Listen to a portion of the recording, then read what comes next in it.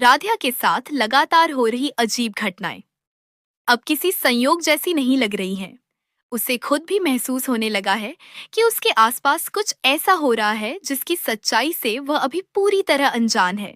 लेकिन सबसे बड़ा सवाल तब खड़ा होता है जब उसके हाथों और नाखूनों पर बार बार रहस्यमयी नीला रंग दिखाई देता है और कुछ ही पलों बाद अचानक गायब भी हो जाता है। ग्रह शांति की पूजा के अगले दिन सुबह राध्या की आंख खुलती है तो उसके सिर में तेज दर्द होता है। पूरी रात आराम करने के बावजूद उसके शरीर में अजीब सी कमजोरी और थकान महसूस हो रही होती है। वह हाथ धोने के लिए जाती है, तभी उसकी नजर अपने नाखूनों पर पड़ती है। नाखूनों पर फिर वही नीला रंग। राधिया घबरा जाती है। उसे अच्छी तरह याद है कि उसने ऐसा कोई रंग छुआ तक नहीं था। वह किसी को बुलाने ही वाली होती है कि अचानक देखते ही देखते वह रंग गायब हो जाता है। राधिया खुद से सवाल करती है कि आखिर उसके साथ ऐसा क्यों हो रहा है।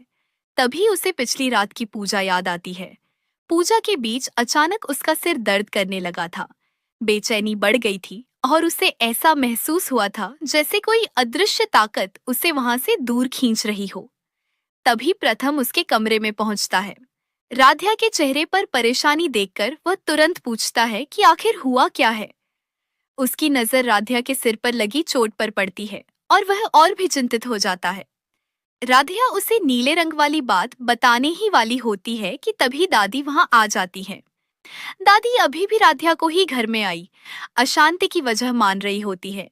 उनका कहना है कि पूजा में काले फूल मिलना, राधिया का अचानक बीमार पड़ना और फिर मंदिर में उसके सामने झूमर का गिरना, ये सब महज घटनाएं नहीं बल्कि किसी बड़े अनिष्ट के संकेत हैं। लेकिन प्रथम इस बात को मानने से साफ इनकार कर देता है।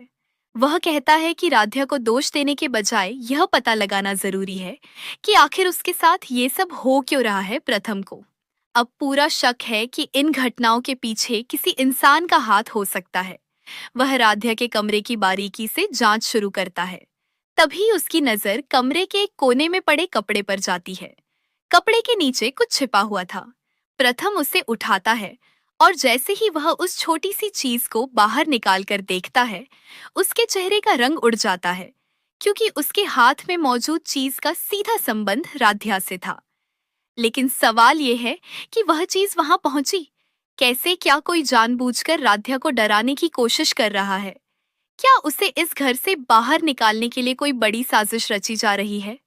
और सबसे बड़ा सवाल, अगर प्रथम ने इस राज का पता लगा लिया तो क्या असली साजिशकर्ता खुद बेनकाब हो जाएगा? अब आने वाला वक्त राधिया के लिए पहले से भी ज्यादा मुश्किल होने वाला है, क्योंकि प्रथम के हाथ ऐसा सुराग लग चुका है जो पूरे परिवार की सच्चाई बदल सकता है। तो दोस्तों, आपको क्या लगता है, राधिया के साथ हो रही इन रहस्यमयी घटनाओं के पीछे आखिर कौन है? क्या प्रथम समय रहते सच्चाई तक पहुंच पाएगा या उससे पहले राधिया के सामने कोई और बड़ा खतरा खड़ा हो जाएगा? अगर आपको कहानी का ये नया ट्विस्ट पसंद आया हो तो वीडियो को लाइक जरूर करें, अपने दोस्तों के साथ शेयर करें और ऐसी ही रोमांचक कहानियों के लिए हमारे चैनल को सब्सक्राइब करना बिल्कुल न भूलें। और कमेंट में जरूर बताइए, आपके हिसाब से राधिया के खिलाफ ये साजिश कौन रच रहा है? आखिरकार दोस्तों, राधिया के साथ हो रही हैं अजीब अजीब घटनाएं, जिसे जानने के बाद आप लोग भी हैरान हो जाएंगे। दोस्तों, जब से राधिया उस गुफा में से वापस लौट करके आई है, तब से राधिया के शरीर के ऊपर चित्तर चित्तर हो चुके हैं और राधिया की चमड़ियां अलग हो रही हैं। ऐसा लग रहा है कि राधिया किसी एक दूसरे ही व्यक्ति में बदल रही है अपने आप को। दोस्तों, ये सब और ऐसा खौफनाक रूप देखने के बाद घर के सभी लोग हैरान हो जाते हैं और सब लोग सोच में पड़ जाते हैं कि आखिर हमारी राधिया के साथ ये क्या हो रहा है। दोस्तों, राधिया असल में अब एक राधिया नहीं रही, बल्कि अब उसके अंदर एक विषकन्या की आत्मा आ चुकी है और राधिया अपने आप को पूरी तरीके से भूल चुकी है और कह रही है कि मैं एक विषकन्या हूँ। दोस्तों, जैसे ही प्रथम राधिया के मुंह से इस बात को सुनता है तो वह बिल्कुल डर जाता है और प्रथम और दादी ओमकार से कहते हैं कि ओमकार, जल्दी से जाओ और किसी एक तांत्रिक बाबा को लेकर के आओ घर में।